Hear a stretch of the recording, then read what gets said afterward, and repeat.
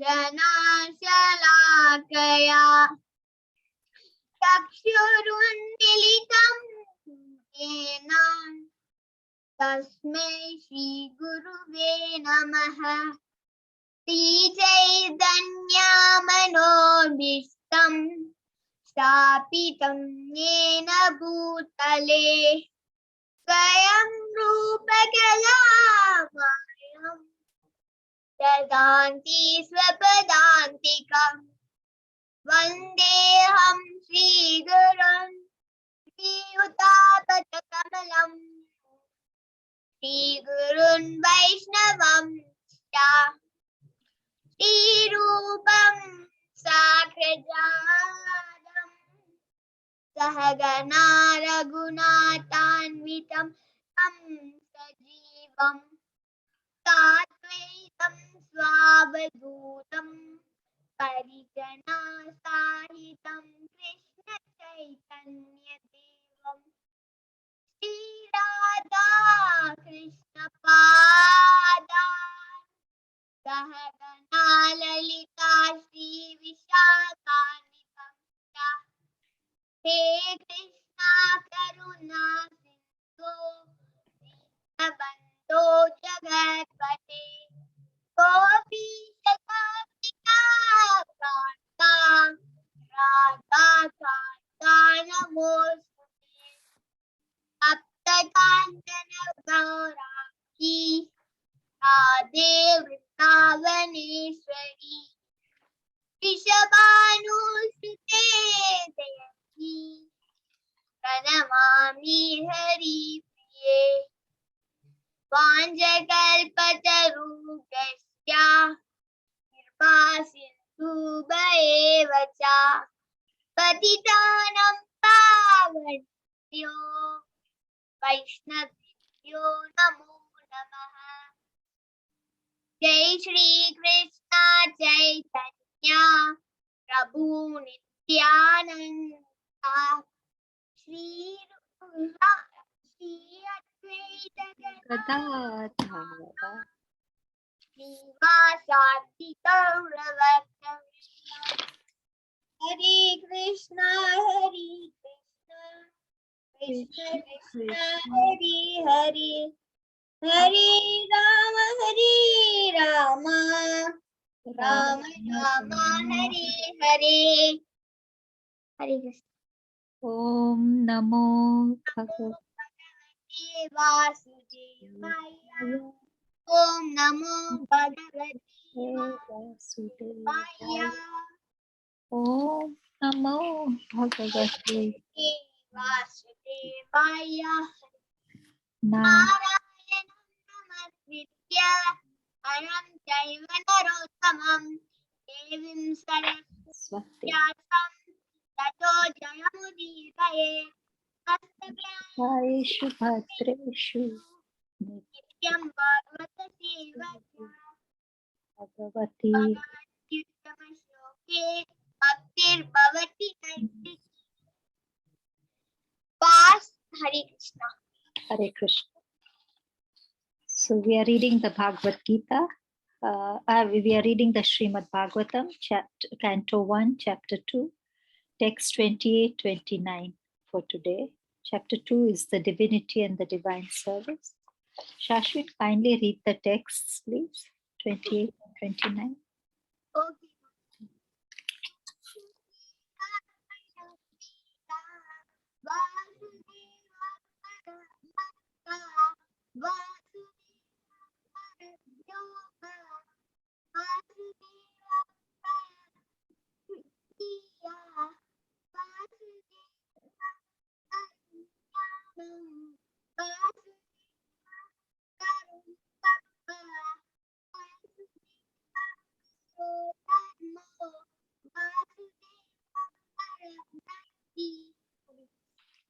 Hare Krishna.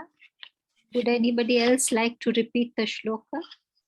The text 28 and 29. Let's read it 3 more times, please. Hare Krishna Mataji. Hare Krishna Prabhuji. Dandavat Pranam. Dandavat Pranam Mataji. Can I recite, Mataji? Yes, Prabhuji. Recite one line and we can repeat after you. Okay. Thank you. Vasudeva Paraveda. Vasudeva Paraveda. Vasudeva Paramakhai. Vasudeva Paramakhai. Vasudeva Parayoga. Vasudeva Parayoga. Vasudeva Parakriya. Vasudeva Parakriya. Vasudeva Param Gnanam. Vasudeva Param. Vasudeva Param Tapaha. Vasudeva Param Tapaha. Vasudeva Paro Dharmo. Vasudeva Paro Dharmo. Vasudeva Paragati. Vasudeva Paragati. Hare Krishna. Hare Krishna.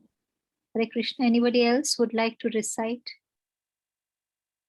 Can I try, Mataji? Yes, Pramila Mataji. Vasudeva Paraveda. Vasudeva Paraveda. Vasudeva Paramakhai. Vasudeva Paramakhai. Vasudeva Parayoga. Vasudeva Parayoga. Vasudeva Parakriya. Vasudeva Parakriya. Vasudeva Param Jnanam. Vasudeva Param Gnanam. Vasudeva Param Tapaha. Vasudeva Param Tapaha. Vasudeva Paro Dharmo.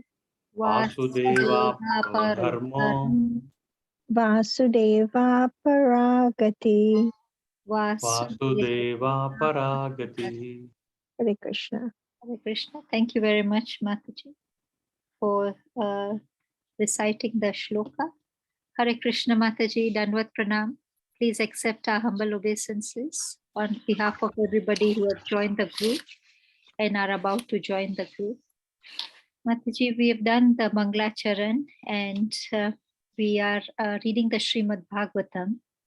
We are on Canto 1, Chapter 2, which is the Divinity and Divine Service. And the text for today is text 28 and 29, Mataji. So I hand over to you, Mataji. Please excuse me. My video will not be on today, Mataji. I'm not very well. Oh, Hare no problem. Hare Krishna. Hope you feel better soon, Mataji. Yes, Mataji. Thank you. Hare Krishna. Hare Krishna. Om Namo Bhagavate Vasudevaya. Om Namo Bhagavate Vasudevaya. Om Namo Bhagavate Vasudevaya. Shrunvata Swagata Krishna Punya Shravana Kirtanaha Hridayantasto Viyaputrani Vidunati Sukritsatam Nishtaprayeshu Apatreshu Nityam Bhagavata Sevaya Bhagavati Uttamastoke Bhakti Bhavati Naishtaki Om Ajnana Timrandasya Jnananjana Shalakaya Chakshurum Militam Yena Tasmai Shri Gurave Namaha Namo Om Vishnu Padaya Krishna Prishtaya Bhutale Srimate Bhakti Vedanta Swamin Nitinamine Namaste Saraswati Devi Kauravani Pracharine Vishesha Shunyavadi Paschatati Chatarine Jai Shri Krishna Chaitanya Prabhu Nityananda Shri Advaita Gadadhar Shiva Sadhu Gaura Bhakta Vrinda Hare Krishna Krishna Krishna Hare Hare Hare Rama Rama Rama Hare Hare. All right. Thank you all, dear devotees. First of all, I want to pay my humble obeisances to all of you Vaishnavas on the call so that I'm able to speak the relevant words of Srila Prabhupada, which is being clarified in the purport 28 and 29 of the second chapter, first canto of Srimad Bhagavatam. So we will get into the verse right away without any further ado, so that we can start delving into this a little bit more. So just as we saw, I think if you look at the verses as such, so you look at the divine and divinity and divine service, that chapter, what does it say? I mean, it is important for us to understand from time to time what is being conveyed in the overall chapter. We should not lose connection and focus of the essence, which is important, because when you do verse by verse, sometimes we just miss the connection to the chapter as such. And what is this chapter talking about? What is the essence of the chapter? So that must never be forgotten from Srimad Bhagavatam. So since we are doing verse by verse, we should always try to see, okay, the overall essence, what is it that is there for me to learn, and what is the essence, right? So this is something we need to always keep remembering ourselves to go through it. I mean, of course, translation is the best way to get that knowledge across, so you can very well get to the essence of the verse. Okay, so this is something you have to do time to time. As you can see, the first 7 verses, Sutta Goswami is replying, and he begins with his obeisances, right? He offers obeisances. He glorifies the sages' questions, because in the first canto we saw that the sages have posted some questions to Sutta Goswami for him to answer, and this has been clarified here. He answers the first 2 questions in 6 and 7. So he talks about that in the verses 6 and 7 of the 2nd chapter. And he says about the occupational duties. See, first, as far as the 6th verse, what does it say? The supreme occupation for all humanity is that by which men can attain unmotivated and uninterrupted loving devotional service unto the Supreme Lord that completely satisfies the self. That verse is very important. It is Savai Pumsam Paro Dharma. What is the what is the ultimate dharma for all of us? And it is uninterrupted and unmotivated loving devotional service onto the Supreme Lord. And then the 7th verse says that bhakti on to Lord Krishna enables one to immediately acquire costless knowledge and detachment from this world. So this is the ultimate good for humanity, the essence of scriptures. Those are the first 2 questions that were asked. And in response, the answer is bhakti. And the process of bhakti is being explained again in the 29th verse that we are going to see now. So, and then what about the other verses? So 8 to 15 is talking about bhakti is gained by one's prescribed work. So now we need to understand, why is Varnashrama Dharma not Parodharma, right? Occupational duties, they are useless if they don't provoke any kind of attraction to the Supreme Lord. So we've heard in the classes so many times, how should our mood be when we do our prescribed duties, right? We should have that intention very clear in our mind. We are parts and parcels of the Lord, serving the devotees of the Lord in the family or whatever it is, but we always have that intention very clear. If it doesn't provoke any sort of attraction towards Lord Vasudeva, then occupational duties are useless labor, which is what is clarified. And occupational duties are meant for ultimate liberation and not for material gain. So one who is dedicated to a higher goal doesn't use material gain for sense gratification. And then there was a link to say, what is absolute truth? So you would have seen that the absolute truth is Brahman, Paramatma. Again, Lord's effulgence is Brahman, and Lord's partial representation is Paramatma. And then we would have seen the Bhagavan feature of the Lord. And what is the process of realizing this absolute truth? That is also something that you would have seen in verse number 12. Again, that verse talks about the seriously inquisitive sage equipped with knowledge and detachment realizes the absolute truth by devotional service in terms of what he has heard from Vedanta Shruti. And the only purpose of Varnashrama is to please Lord Hari. And conclusion, therefore, is we need to perform one-pointed devotional service onto the Lord by glorifying, by remembering, and by worshipping the Lord. So now, then you would have seen all the stages of bhakti, right? The 14 stages of bhakti would have been discussed. After that, if you look at so then again, the 14 stages are talked about. After that, the results of following the bhakti process. What happens by this process of bhakti?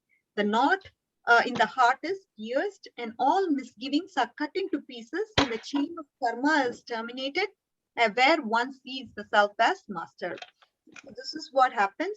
And then we are going to see about, okay, who all could be worshipped, right? Among the Guna avatars, you'd have seen about Shiva, Brahma, and Vishnu. Among the Guna avatars, who's to be worshipped? You'd have seen that it is Vishnu who's the god who should be worshipped. Again, you'd have seen in, that from passion. I mean, Brahma is the one who's in touch with the mode of passion, and Shiva is in touch with the mode of ignorance. And then we have Shuddha Sattva, which is again, he's not influenced by any material modes. Even Brahma, I mean, if you look at they are in touch with the modes, but they are not affected by the modes. That is something we must be clear of. And when it comes to Vishnu, he is not at all affected by the material modes. He is beyond the material modes. We need to understand that. And then in the last two verses, you would have seen about 26 and 27, you'd have seen about rejecting the demigod worship, right? Why should we not worship the demigods? Those who are serious about liberation and non-envious reject the ghastly forms of demigods and worship the blissful forms of Narayana and his incarnations. Desiring material benefits, those in the mode of passion and ignorance, they worship the demigods. And now there is a link here to the verse that we are going to talk about in today. So now it is said that, so we talked about the demigods. We say we have to reject the worship of demigods because who is the supreme? Vedas have the ultimate goal as Vasudeva, and he is the supreme, and he is the one who needs to be worshipped. So this is the verse that we are going to talk about today, which is very, very interesting, which clarifies that the ultimate object of Vedas, Vasudeva Para Veda, the ultimate object of Vedas is Lord Krishna, Vasudeva Paramakaha. Purpose of sacrifice is what? It is to please Krishna. Vasudeva Para Yoga. Yoga is for realizing Lord Krishna. Fruitive activities, Vasudeva Para Kriya. Fruitive activities are rewarded by Krishna. And Vasudeva Parajnanam. Shri Krishna is the supreme knowledge. Vasudeva Param Tapa. Austerities are performed to know Lord Krishna. Religion Dharma. Vasudeva Paro Dharma. Religion Dharma is loving service unto the Supreme Personality of Godhead, which is Lord Krishna. Vasudeva Paragatihi. So the ultimate goal of our life is also Lord Krishna. So such a beautiful verse which says that, see, if it is knowledge, Krishna is the supreme knowledge. If it is austerities that you are performing, it is to please Krishna. If it is religion, then the loving service on to Krishna. If it is religion, religion is nothing but it is loving service on to Lord Krishna. And what is the supreme goal of our life? It is to please Lord Krishna. So in this way, we see that the ultimate object, even the Vedas talk about Krishna. He's the ultimate object. And then the purpose of sacrifice that we are doing, again, is to please Krishna. Yoga, what is it meant for? Yoga means connection to the Lord. It is meant to realize Lord Krishna. So this verse is beautiful in the sense that we are going to see what does it exactly mean. And today I was thinking about taking Chaitanya Charitamrita examples to understand. I mean, pastimes from Chaitanya Charitamrita will make it very, very clear for us because it is directly Supreme Lord and his activities and his pastimes are really, again, he's not different from Lord Krishna. And that is why we need to understand Srimad Bhagavatam from the perspective of Chaitanya Charitamrita. So this way it can become more relishable for us and we'll be able to remember this concept and try to have it in our hearts when we tie it back to the pastimes with the Lord. With that intention, we can get started and delve deep into this understanding of this particular verse that we have for today. So,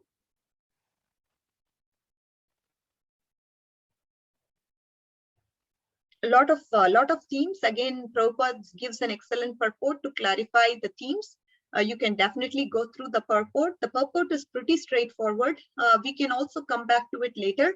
But I'm going to first narrate the essence of this particular verse, which is very important for us to understand. Again, what Srila Prabhupada has given us the translation, he has given us the purport, so we can look into the themes of the purport and understand this purport in a better fashion. So now, when Krishna is described, when Krishna is described here, he's what? He's the source and goal of everything in our life. Everything is coming from Krishna. And ultimately, everything is meant to return to Krishna also. Krishna, he is the creator. Krishna, he is the destroyer.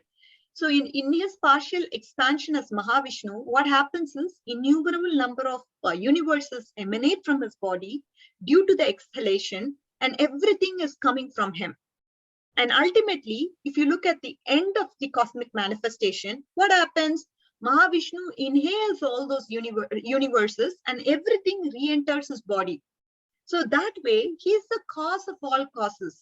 He is the ultimate resting place of everyone in the universe that exists. So everything we can understand, it is coming from him, and everything is going back to him. So within this creation, the Lord appears to teach all living beings how to recognize this reality of this truth that everything will be taken away by Lord Krishna. So what we have to do, what sort of understanding we must have?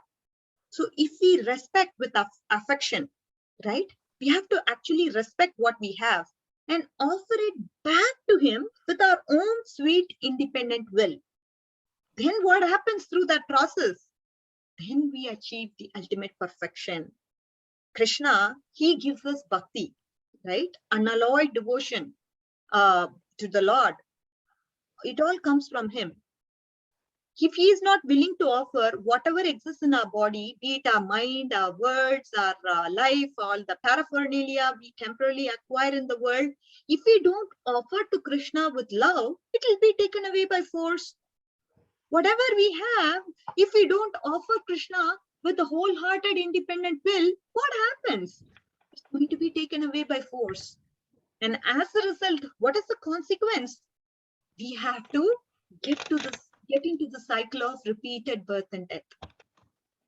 Very excellent point that is being talked about here. Whatever is there is Krishna's, and we are nobody to offer it to him. But still, Krishna is so kind, he wants to accept if you're going to offer anything out of love to him. Right? That is what Bhagavad Gita says, Patram Pushpam Phalam Toyam. If you offer it with love, I will accept whatever you are giving me. But what happens is we just tend to, again, whenever I come to this class, sometimes, when I go to different classes as well, when I preach, I'm very well aware of the fact that whatever I'm preaching, Krishna is testing me in some way. He's going to test me or he will test me. So which is very understandable. So that is why I always make it a point to say in the class, whatever I say is first applicable to me. And then as devotees, you can definitely take the instructions of Srila Prabhupada. Because when the Vani is spoken, it is serious. It is not something that I'm making up and I'm talking that just comes to my mind. It's not made up, right? It is the Vani of the Acharyas, and we need to respect it first of all, because for us to accept, first we need to respect them. It is the words of our Acharyas. They want us to go back to Godhead. Krishna also wants, and that is why he is sending Acharyas, so that through their messages, he is able to take you back and have a relationship with you. So this is very important, dear devotees. So I very well understand the fact, and I sincerely pray to the lotus feet of all of you to bless me so that I'm able to follow what I speak. With that, the important point that is being talked about here is that we need to understand whatever belongs, whatever is being given to us in this world is given by Lord Krishna. And when we offer what we have to Krishna with our love and affection, and if Krishna accepts it, that is perfection. Otherwise, what happens is it is going to be taken away by force. And then we are going to be stuck in the cycle of birth and death. So Krishna, he's going to get everything anyway, because what is he? He is Sarvaloka Maheshwaram. A good servant, he accepts the reality and offers it with love. So here it's described that Krishna is everything, in the sense, everything is his energy. It is meant, all his energies, everything, it is meant for his pleasure. Our power to speak is meant for his pleasure. When we speak of those things that are unpleasing to the Lord, what are we doing? We are actually cheating him. And ultimately, Krishna reciprocates according to how we approach him. Etamam prapadyante. So hence we need to endeavor to actually please Krishna, right? And not cheat Krishna. Because if we cheat Krishna, what happens is he will cheat us. Every word should be constructively used for the glorification of the service of the Lord. How is it possible? Oh, Mataji, what are you talking? Every word? What are you talking about? We sing the glories of the Lord. When we speak socially, we make our social relationships with devotees who appreciate hearing the glories of the Lord. When we have our practical matters to deal with, our maintenance of the body and family members, what we do is we take the fruits of the actions in which we have endeavored and utilize it in the service of the Lord. If you were to maintain this body, what is this body meant for? This body is meant to serve the Lord. So we don't waste words. We do the needful service in our hearts. Whenever there is an opportunity, we will always be taking the name of Lord Krishna, right? We should chant his glories constantly. And that is what is Kirtaniya Sadaharihi. So devotional service is the most practical thing in all creation. Sometimes people think, okay, how can I engage in devotional service? I have so many responsibilities, right? How is it practical? So it is a science, it is an art, it is an art, and this is the only practical way of life. If this is not practical, then we are actually wasting our precious time in the human existence, which is not fulfilling the ultimate goal of our life, right? So in whatever stage we are in, be it a child, be it an adult, be it in a family, be it in some ashrama, be it in brahmacharya ashrama, sannyasi ashrama, whatever we are, Krishna consciousness is so practical. Just make Krishna as the goal of everything you do. Recognize everything we have is coming from Krishna and appreciate and show the gratitude and offer it back to Krishna. Right? This is what is the message. Krishna, he gives us the power to see those things that increase the love for Krishna. Right? From him comes the remembrance and from him comes the forgetfulness. So Krishna gives us the power to hear about those things that actually are pleasurable to Krishna in our heart. Krishna, he gives the power to taste. So let us taste the remnants of his food, remnants of the food, and again show gratitude to him in that way. Krishna is giving us everything that we need. So he is giving us the power to see things that are pleasurable to him, and he gives us we have good ears to listen, to hear about the Lord. Krishna Katha, we are all doing Krishna Katha, right? We are everybody, the hearer and the speaker are glorious because we are all involved, involving ourselves in Kirtaniya Sada. We are trying to please the Lord through this process of Kirtan. Krishna, he gives us the power to taste, and that is why we are able to taste the remnants of the food. So this way, he is the cause of all causes. And then Srila Prabhupada quotes, Bahunam Janmanam Ante Jnanavam Mam Prapatyate Vasudeva Sarvamiti Sa Mahatmasu Durlabhaha. After so many births, so many deaths, one who actually attains real knowledge knows Vasudeva Krishna is the cause of all causes. And that is real Mahatma. A great soul is one who has come to the realization that Krishna is the cause of all causes and everything is meant for his service. This word has to be taken to our heart. Krishna is the cause of all causes and everything is meant for his service. When we have this deep in our hearts, then we will try to think everything that we do to please Krishna. At least try. First stage is, oh, abhyas karo, abhyas, practice. Of course, it's not going to come first time, right? But there is definitely that possibility. Definitely there is. I know we talked about 14 stages of bhakti. Where am I and where is the 14th stage? It seems really hard. How am I going to reach that stage? Everybody has that question, isn't it? Is it possible at all? Am I looking for something impossible? No, not at all. I was also having this fear. Am I going to reach there? right? Am I going to reach there? See, the thing is, I remember Hari Parshad Prabhuji giving a class and he was saying, see, these 14 stages are there. These 14 stages are going to be there even in your next birth. It is not going to be the 13th stage or 11th stage or 10th stage. Either ways, it is going to be 14 stages in this life or next life. Doesn't matter. Or next life. It is still 14. So why not in this life we can try? I have the hope, he says. So with him, I'm also joining the band to say, I have hope as well. And with me, I want all of you to join to say, we all have hope, right? This eagerness, this enthusiasm is what's going to keep us moving in this path of bhakti, right? We are all together and we will all reach together.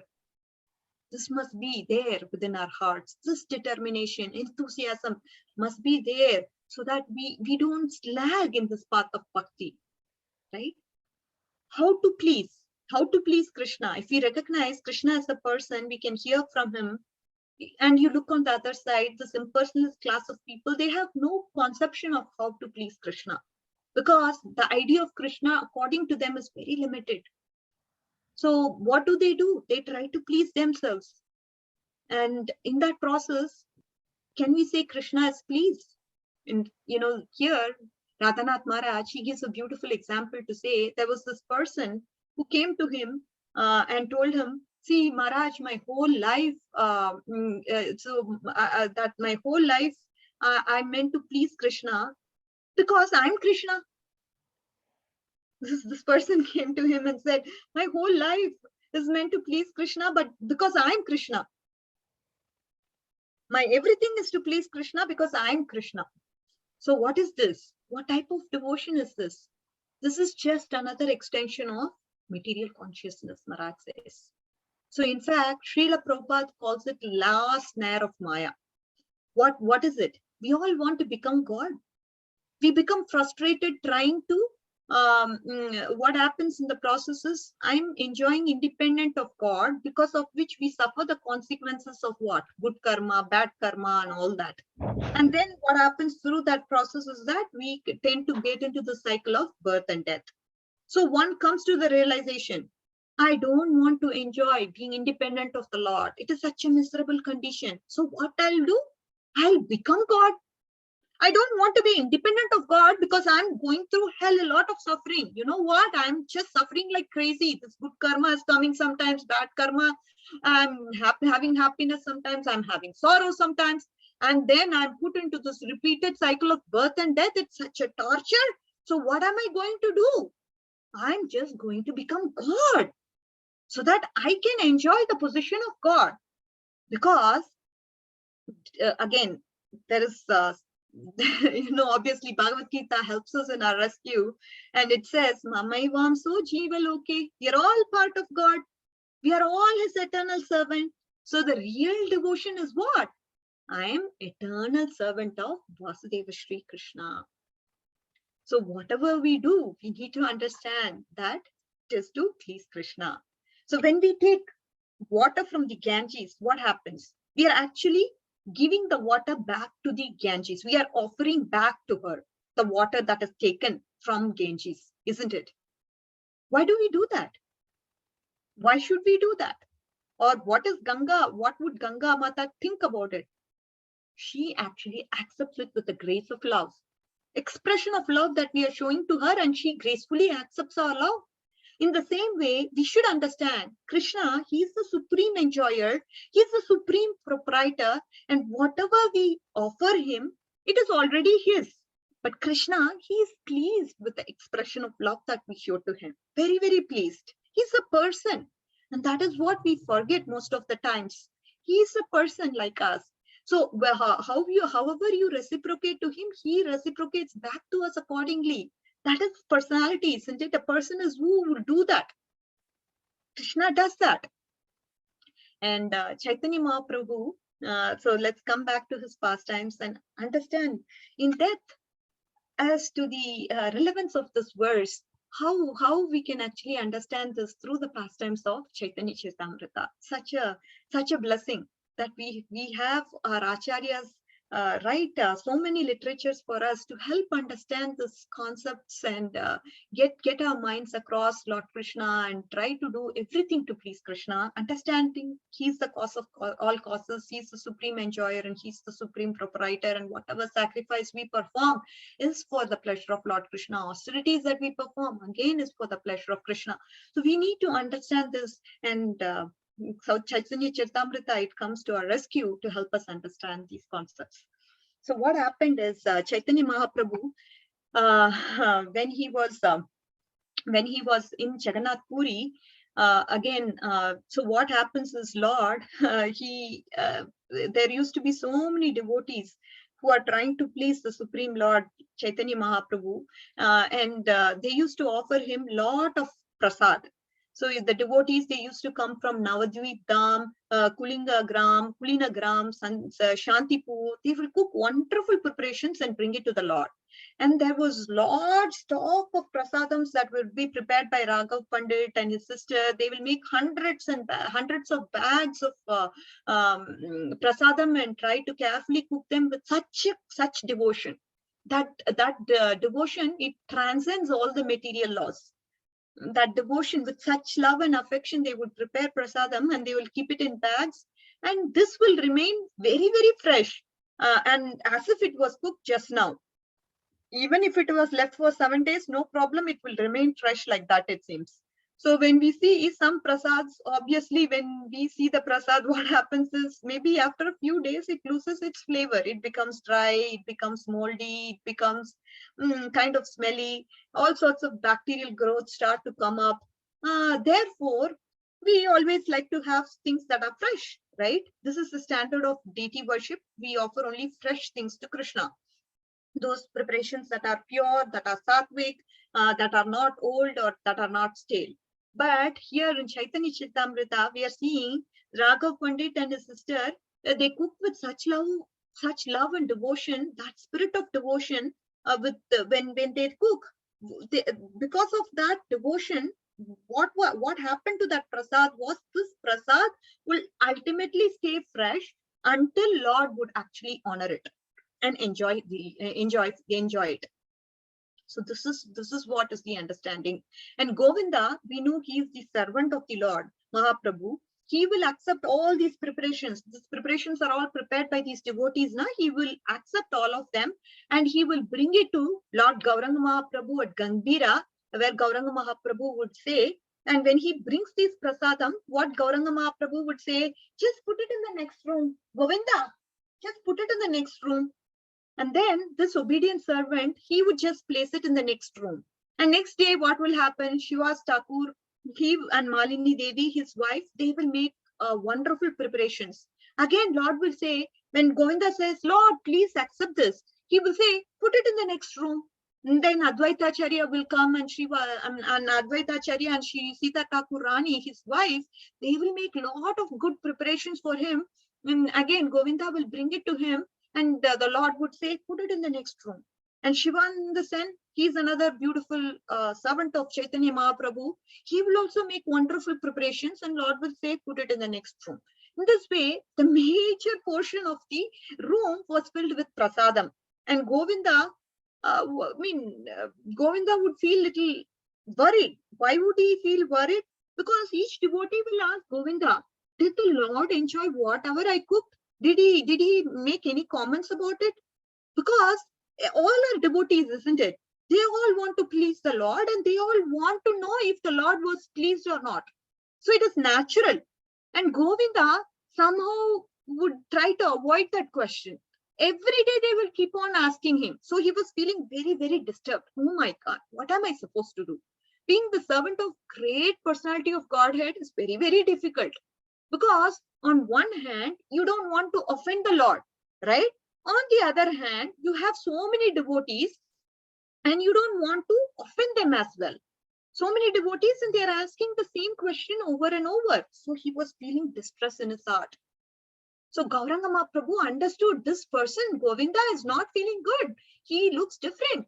What's wrong with you, Govinda? And Govinda then expressed, my Lord, all these devotees, they've all worked so hard. you know what? They have done so many preparations for you, and they bring it all the way from wherever they live. And when they ask me, if I tell them you haven't eaten it after so many days, they will feel so sad. Their hearts will melt, their hearts will break. And if I tell them you did not eat, or if I tell them you ate, and if I make up some lies, I will be lying to Vaishnava, and that's a great offense. So Lord Chaitanya, you're the best person. What am I supposed to do now? And Chaitanya Mahaprabhu then said, Govinda, bring the prasadam right away to me. And then Govinda brought these prasadams, and in one sitting, he ate the entire room full of prasad. As he was eating it, he was making nice comments saying, oh, wow, has a good flavor. This has a good texture. This has good aroma in the preparation. Although these preparations were sitting for more than a month, it was so sweet and flavorful and fresh, as if it was just coming from the fire. Right? And Govinda, he was so happy. Why was he happy? Why he was happy? He was happy because he could make the devotees happy. He was noting down each and every comment that Mahaprabhu mentioned. And the greatest pleasure for a devotee is to make other devotees happy. And that is the mood that Govinda exhibited, right? So he reported each of the comments that Mahaprabhu actually made to each of those devotees. And the devotees, they all felt great happiness and jubilance. So after he ate that mountain preparations, the whole mountain of preparations, Govinda came with bags of what Raghav Pandit cooked. And these bags were cooked by Raghav Pandit and his sister. And Mahaprabhu said, I'm not going to eat it now. Just give me one little piece of it. Just give a part of it. I'll have it for the rest of the year. So the Lord took the part of the bag for the whole year, whatever Raghav Pandit has prepared, because he wanted to there was a genuine desire of Raghav Pandit to please the Lord, and each of these preparations again was very, very fresh, flavorful. And even though this was 1 year, right, 1 year later, still this was fresh. That's the point. And then again, whenever we want to please the Lord, there's no impediments there. If your intention is truly to please the Lord, Lord is definitely going to accept whatever you're giving him with love and affection. And here he did take the prasadam that was made by Raghav Pandit, and then he fulfilled his desire as well. So we need to understand Krishna will accept whatever we do with devotion. So there's a second instance to the story. And now this is a beautiful incident. This will definitely remain in our hearts and stay in our hearts fresh forever. Okay. So all of you devotees, please listen. Again, this is a pastime. I know I do talk philosophy a lot, but the pastimes, when you connect philosophy to the pastimes, that will make you remember the concepts well.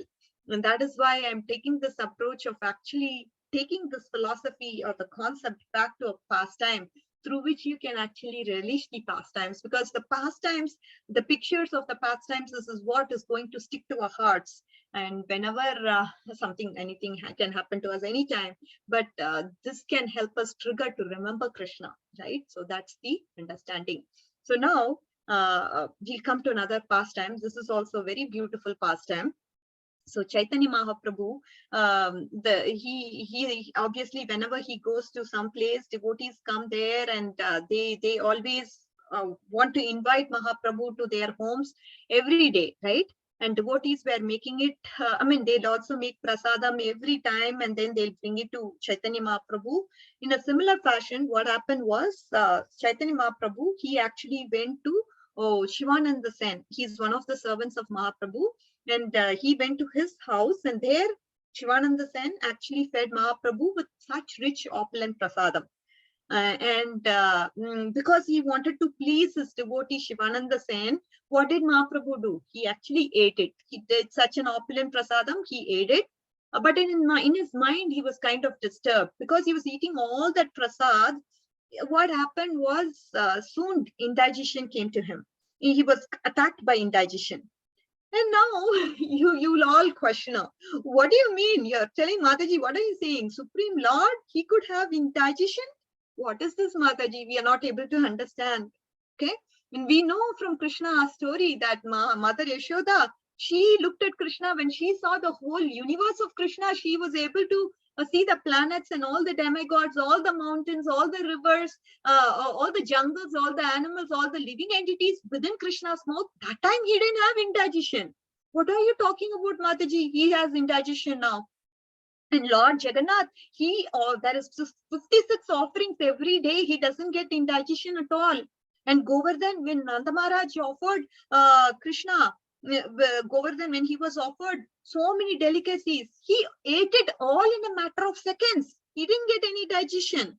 So how is that you're saying the Supreme Personality of Godhead, Lord Chaitanya Mahaprabhu, he gets indigestion? This is a great mystery. Because, again, we need to understand Lord Chaitanya Mahaprabhu, he is God, and whatever he does is to increase the sentiments of the loving service of the devotees. So there is some reason why he does what he does. So we are going to see now what is the reason for why Mahaprabhu did it like this. Now we have Shivananda Sen, the son was introduced to Chaitanya Mahaprabhu.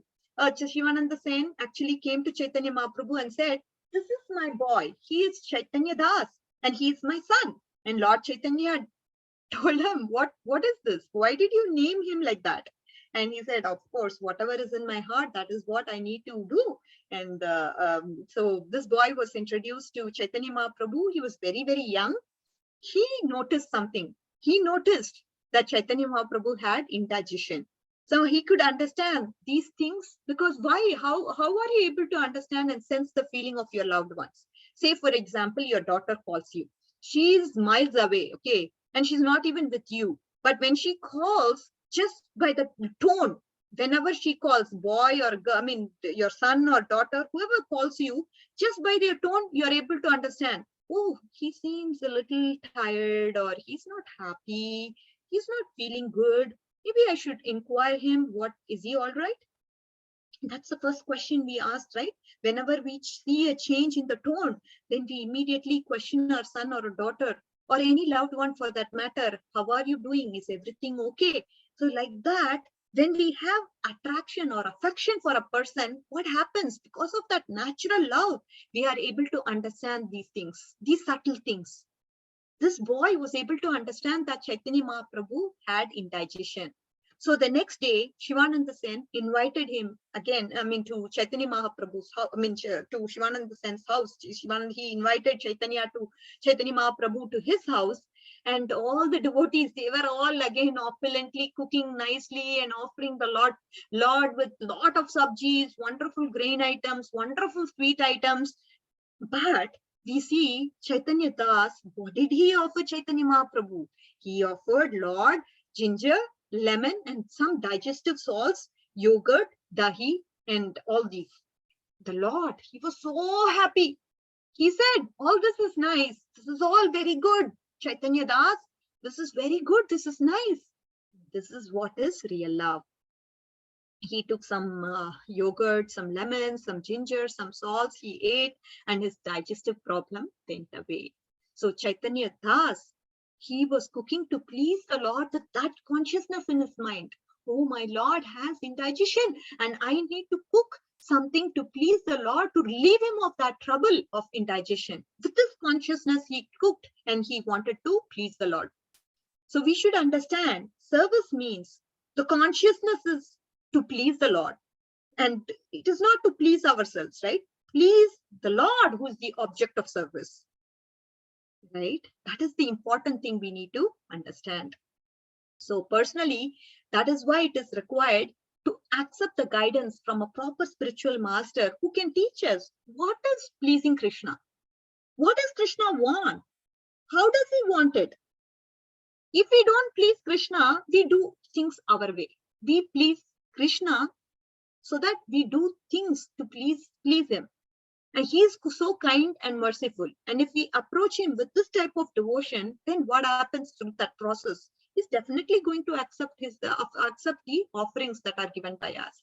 Oh, Mataji, you know what? I'm offering food, but I'm not able to believe that Krishna is accepting my offerings. he does accept. He is giving us assurance. He is accepting it if it is given with love and affection. So you have to question yourself, are you having that love and affection when you give something to Krishna? Is it done for an ulterior motive, or is it done to please Krishna? Right? We should ask ourselves, and we should, this faith is very important in Krishna consciousness, right? For us to progress in Krishna consciousness, this faith is what is going to hold us. It is going to hold us strong. It is going to keep us alive. Again, this faith, when it's in association of devotees, it can become stronger and stronger, because you're all like-minded. You are all in the same Sajatiya Sangha, right? It's very important. So that mood is very important, and that devotion is what is going to please Krishna. That understanding must be there. Then now there's another beautiful pastime that I have wanted to quote. This is with regards to Murari Gupta. This is also a very, very beautiful pastime. So what happens here is that Murari Gupta, he approached Chaitanya Mahaprabhu. And Chaitanya Mahaprabhu and Nityananda Prabhu, they were there. And what did he do?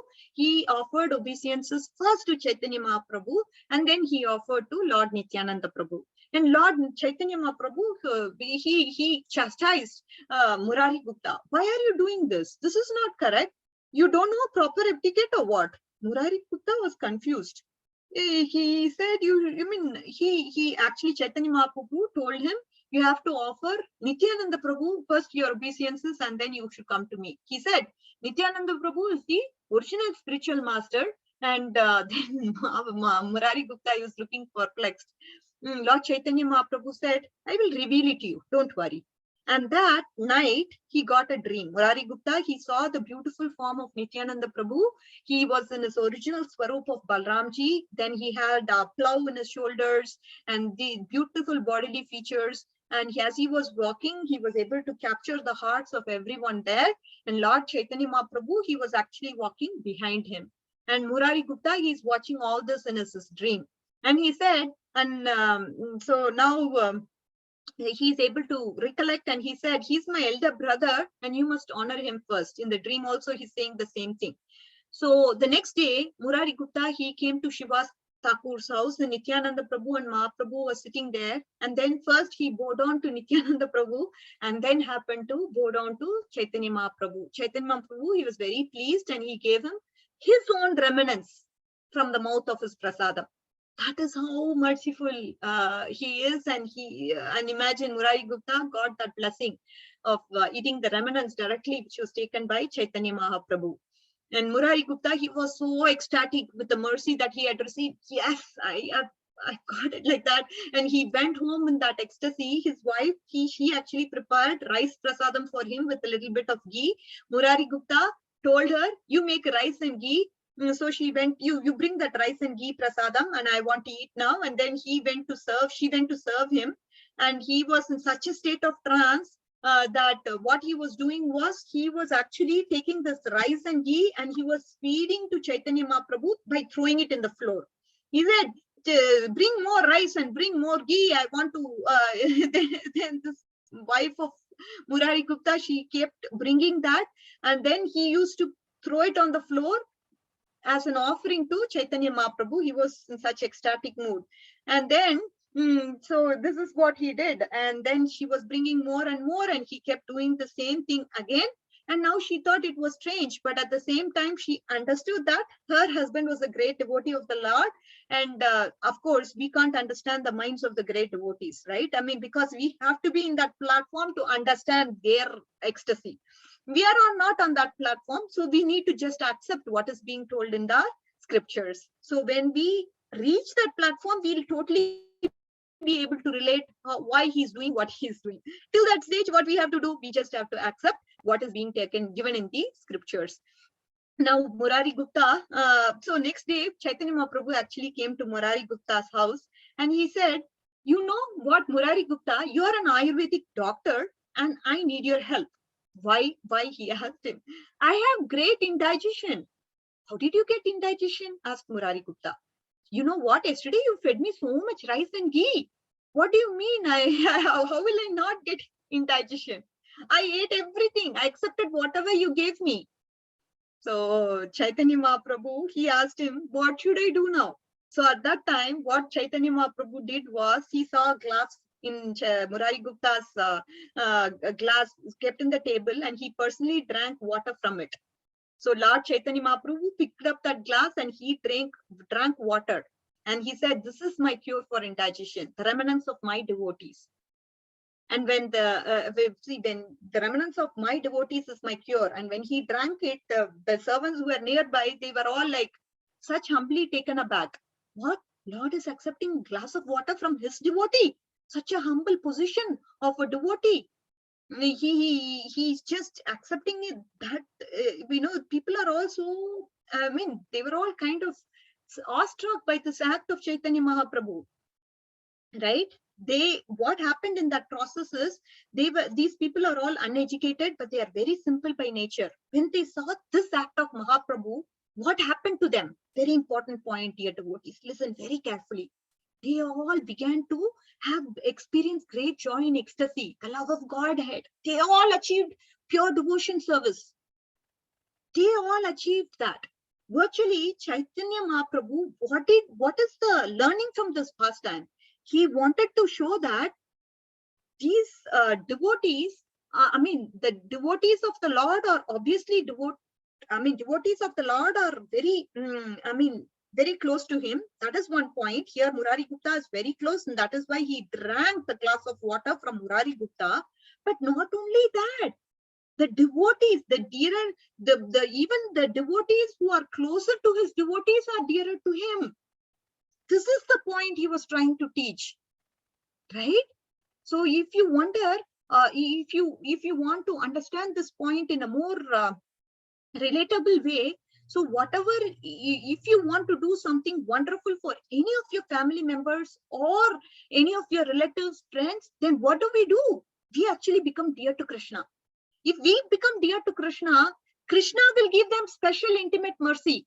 Whether they know it or not, whether they like it or not, Krishna will give that mercy to them. This is the important point that Chaitanya Mahaprabhu was trying to tell through this pastime of Murari Gupta, right?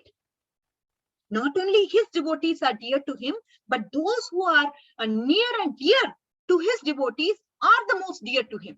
That is why these servants, what happened to them? They all got the pure devotional service. How is it possible? That is because they were close to Murari Gupta, right? This is the fact. This is the understanding. I know we are out on time. So the conclusion again from all this is to help us understand, okay, Krishna, he is the cause of all causes. He is the most powerful. He is the controllers of the modes of material nature. Whatever we do, either yajna or tapasya or anything that we do, has to be meant for satisfying Vasudeva, satisfying Lord Krishna. Sarvadharman parityajna mamekam sharanam vraja aham tvam sarvopapepyo mokshishyami machuchaha. Abandon all other attempts of endeavors for religious progress. Just surrender on to me. I shall relieve you of all sins. Do not fear. Right? So this is what is important. And for us, for that surrender, we understand the principle of surrender and we offer everything with a mood of devotion to Lord Krishna. With that, we will achieve ultimate perfection in our lives. So with this, I will conclude. I know there's a lot more to talk about it from that perspective of, understanding the purport and the themes from the purport, because it's such an excellent purport written by Srila Prabhupada. So I will conclude here because I will leave it up for question and answers as well, just so we can discuss a little bit. Hare Krishna. Thank you, dear devotees. Srila Prabhupada ki jai. Hare Krishna. All glories to the assembled devotees. Vancha kalpatarubhyasya kripasindubhye vacha patitanam pavanebhyo vaishnavebhyo namo namaha. Hare Krishna. Hare Krishna, Mataji. Thank you so much for sharing these pastimes. I think it has helped us to understand the moods of devotees and then relate it to what we should be doing. We have exhausted our time, but there are a few questions. So I'll ask Panchali to kindly unmute and ask the question. Hare Krishna Mataji, thank you so much for the wonderful class and for sharing the pastimes. So just a very quick question. These pastimes, Mataji, are they all from Chaitanya Charitamrita? And where can I read them? Because they're just, I mean, we just had a few from you, but that increases the hunger to read more, hear about more. So if you can kindly advise where to read it, please, Mataji. Sure. Chaitanya Mahaprabhu, I mean, Chaitanya Charitamrita is a treasure, Mataji. So many pastimes from various sections that are there. So, I mean, I would just advise you to go in a systematic fashion, or, I mean, if you want to look at it from pastime perspective, then Chaitanya Mahaprabhu's Chaitanya Bhagavat is something that is laid out in a pastime format. So you know, you can start off by reading Chaitanya Bhagavat and then go to Chaitanya Charitamrita in a very systematic way. So that way you'll be able to cover and understand what Mahaprabhu's mood is. And that way we will be able to understand Bhagavatam in a better way. Because we practically see what is the philosophy here, and then we try to understand, how does it actually practically, how can we see it? So this way we are able to relate both ways. And so for you to, yeah, definitely, Mataji. Thank you for sharing that, because I'm reading Jayapataka Maharaj's Gauranga book at the moment, which lists quite a few pastimes, and they're really, really lovely. But some of the pastimes you mentioned, they're not included. So I'll take your advice and I'll have a look into Chaitanya Bhagavat. Yes, thank you very Mataji. much indeed. Thank you, Mataji. Hare Sure. Krishna. Hare Krishna, Mataji. Hare Krishna. Are there any other questions or comments? If there are no other questions or comments, I can. Hare Krishna. Sorry, I have a question. Yeah.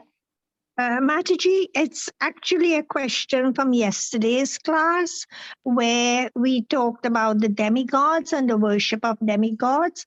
And excuse me, I didn't think about this at the time, but you know, before we read the Bhagavatam, one of the verses worships the form of Saraswati, the goddess of knowledge. Now, why do we do that? Because, you know, Krishna is supreme and we are worshiping him. And, you know, can you explain that to me, please? Yes, Mataji. The thing is, as Vaishnavas, we definitely give respect, lot of respect to demigods. Vaishnavanam yata Shambhu. Why? Because Krishna, he's the greatest of the Shiva, he's the greatest of the Vaishnavas. We do not, we always give respect and reverence to them. But at the same time, what happens is we should know and understand that Krishna is the supreme and the demigods are under him. They are not a separate limb. So we don't go and ask them for any kind of material benediction or anything like that. So, but we give respect to them, right? Saraswati Devi, she is the goddess of knowledge, and that way we pray to her so that we are able to, she is able to bestow the knowledge to us. But at the same time, we understand Krishna is the supreme. So this reverence and this respect should be there in our minds. We should never commit this mistake of not respecting the demigods. Just because we are not we are not worshipping the demigods doesn't mean we do not give respect to them. It is very important for us to give respect to them, but at the same time understand that Krishna is the supreme God and he is the controller of everybody, including the demigods, and they are not independent of Krishna.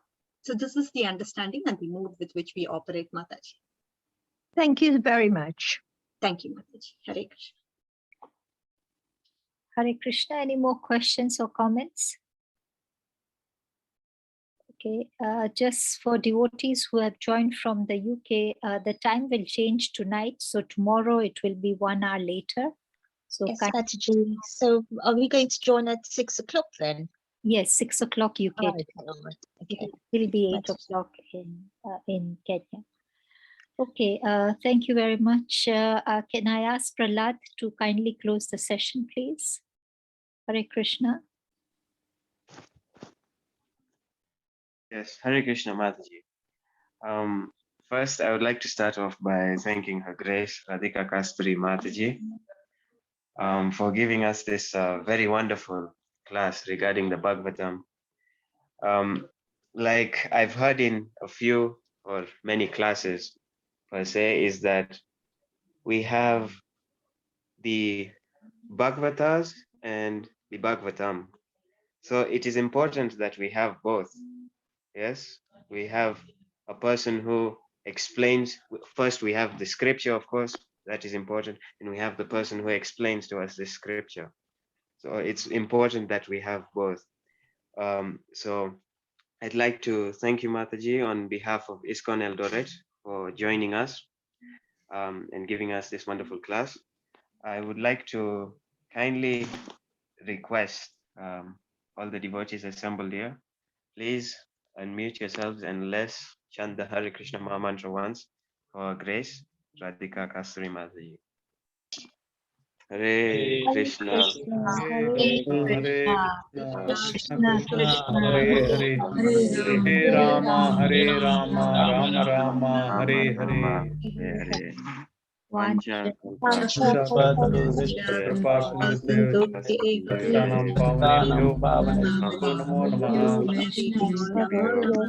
Namaha. Jai. Hare Krishna. Thank you, Mataji. Thank you. Hare Thank Krishna. you. Thank you, dear devotees. Hare Krishna. Hare Krishna Mataji, thank All you. glories to the assembled devotees. All glories to Srila Prabhupada. Hare Krishna. Thank you so much. Soni Mataji, Hare Krishna.